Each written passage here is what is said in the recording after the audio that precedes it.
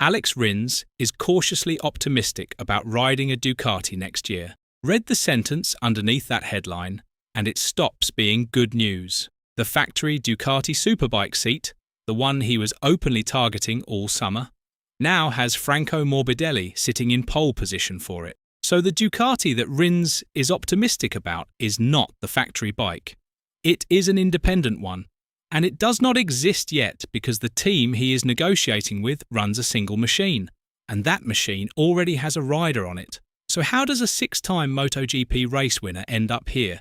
And why is nobody treating this as the crisis it actually is? Understand what is on the table this week, because it is not a choice between two championships. The report that broke this calls the interest from paddock Go 11 his only concrete opportunity, and the word only is carrying enormous weight in that sentence. There is no second offer sitting behind it. There is no MotoGP fallback either, because that door shut back in April. If the days before the Aragon Grand Prix pass without a signature, Rins does not move to a different team. His World Championship career is over. Nobody is saying that part out loud. Now start with the detail that should have been the headline. The seat Rins is negotiating for has not been built.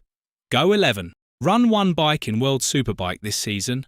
Lorenzo Baldassarri is on it, and the team is separately working to keep him there for next year. Rins is not taking a ride away from anybody. He is asking a small independent squad to invent a second entry from nothing, then fund it, staff it, and put a brand new Panigale V4R underneath him. A machine at that level runs to roughly €300,000 before a single mechanic is paid, and the team's title sponsor is reportedly trying to stretch the budget far enough to cover it. That is what those unresolved contractual issues really are.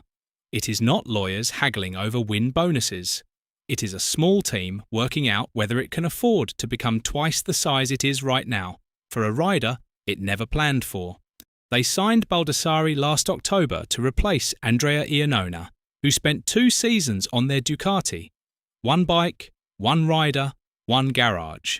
That is the operation now being asked to double itself inside a week. And the reason Rins has no leverage inside that conversation goes back 4 months. In April, Yamaha decided his future without telling him. He found out the same way the public did. His own account of it is blunt. He found out when it was in the press. 11 days before he said that, he had called team director Massimo Meregalli for what he described as a normal conversation, and asked straight out if there was any update. Meregalli went quiet, then gave him this. "I can't say anything officially, but don't say anything. We signed the second rider. 3 races into a brand new V4 project on a bike nobody had made work yet. The decision was already finished." Sit with the timing, because it is the whole story. Not 3 seasons of evidence. 3 races. Yamaha then confirmed the lineup in July. Jorge Martin and Iogura, a world champion and a rider on the way up. Rins was not beaten by results.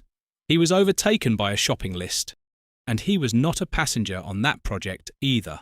Rins was on the Yamaha V4 from the first private test in Barcelona, before the season had even started, back when the factory needed somebody willing to tell it the truth about a machine it had never raced in anger. He gave that bike everything from day one by his own account, and by the 3rd round of the year his replacement was already signed.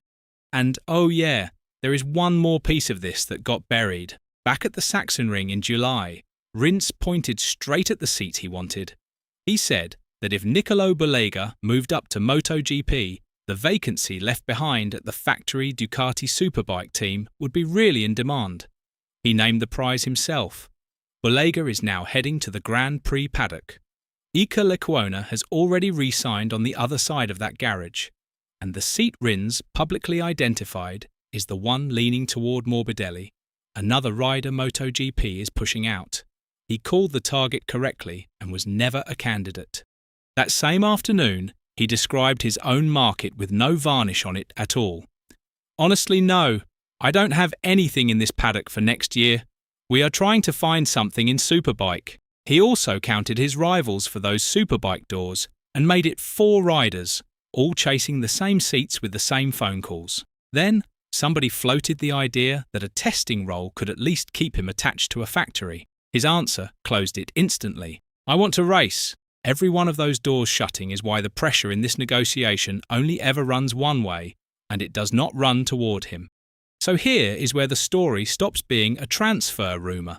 People thought Rins was choosing World Superbike, weighing a fresh challenge against a fading MotoGP career, leaving on his own terms. He is not choosing anything. He is down to the one team still willing to pick up the phone, on a bike that has to be manufactured, funded and staffed before he can sit on it. That is not a career move. That is an eviction with a friendlier word printed on the front of it.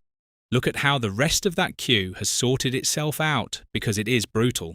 5 riders are losing MotoGP seats at the end of this season. Brad Binder has a factory BMW waiting for him in World Superbike. Ducati and Aruba have chosen Morbidelli. Maverick Vinales and Jack Miller are still hunting. And so is Rins. Except Rins is the only one of the 5 whose best remaining option requires somebody to go out and buy the motorcycle first. That is not a soft landing. That is the bottom of the list. Compare him with the man taking the seat he wanted. Asked directly about the factory Ducati at Silverstone, Morbidelli gave the answer of somebody with paperwork already in a drawer. I cannot talk about that right now. I'm sorry. That is what leverage sounds like. Rins cannot say that sentence because he has nothing to protect. He is doing the exact opposite, negotiating in public, optimistic in public, waiting in public, while a team the size of a large workshop decides whether his career continues. Let's be honest about what cautious optimism means when it is the only thing you have. It is not a plan. It is the last door, and Rins is standing in front of it saying nice things about the handle. Remember what this rider actually is. 6 Premier Class victories, 18 podiums. The man who ended Honda's 539-day win drought at Austin in 2023, riding for a satellite team. Whatever happens in the days before Aragon, the verdict is already fixed because the paddock has spent this season answering a question nobody asked out loud. Was a 6-time MotoGP race winner worth building around or worth losing cheaply? Yamaha answered it in 3 races. Ducati answered it by looking at Morbidelli. World Superbike answered it by making him wait on a budget line. Make no mistake, none of those are verdicts on his talent. They are verdicts on his leverage, and leverage is the only currency that has ever moved a rider between teams. The optimism was never really about a Ducati. It was about still being wanted by somebody.